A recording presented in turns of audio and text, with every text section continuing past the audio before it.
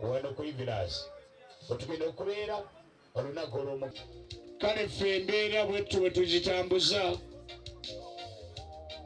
embeera yeeyo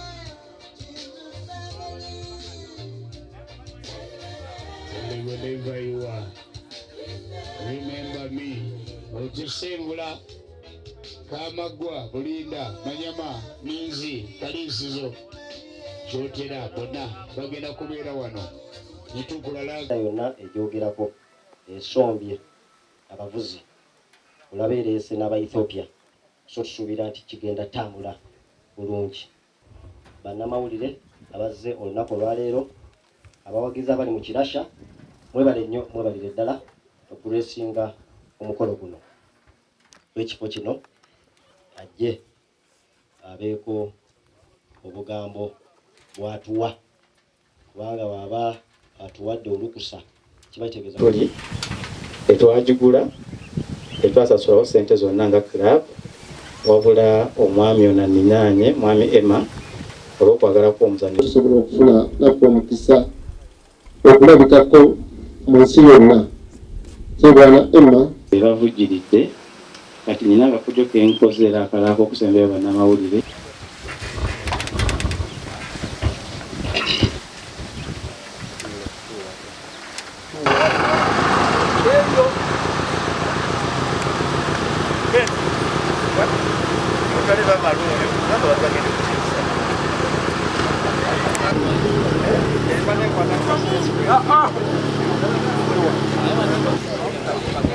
ne bannamawulire dijje gwagenda okusembayo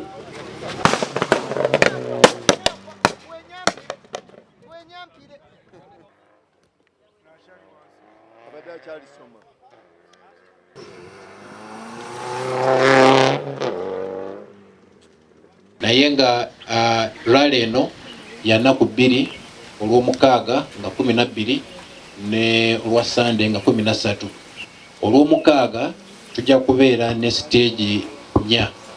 Stage esooka bagiyita MCRC nga ya kilomita 27 ejja kuva wali mu Kidda ejje emalire wali ebukeeri eyo stage esooka. Eyokubiri ejja bagiyita Mpalanyi evaawo Kabonera.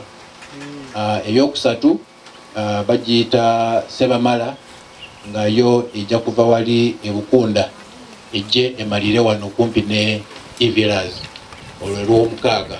Bwe zimalaawo zijja kujja wano ku VILLS awo kye tuyita service park bazikanikire wano bamala ozikanika zijje zivuge kana akasaawe kemulaba wansi kye tuyita kemutera okuyita circuit naye nga tugiyita super special stage.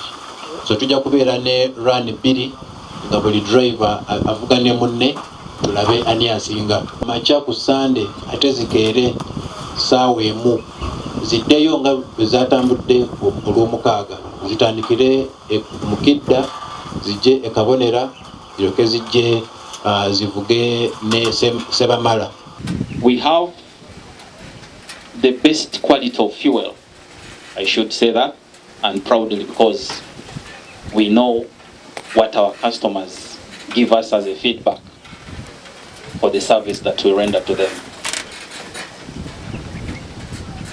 Our fuel is really good, tested and verified by the UNBS in such a way that we even venture, we have a department that escorts this fuel right from the areas of dispatch up to the final destination.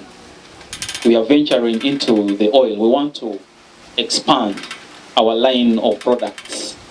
So we shall very soon be having the palm oils and the rest of the lubricants, so that when we choose to use balm, we go balm.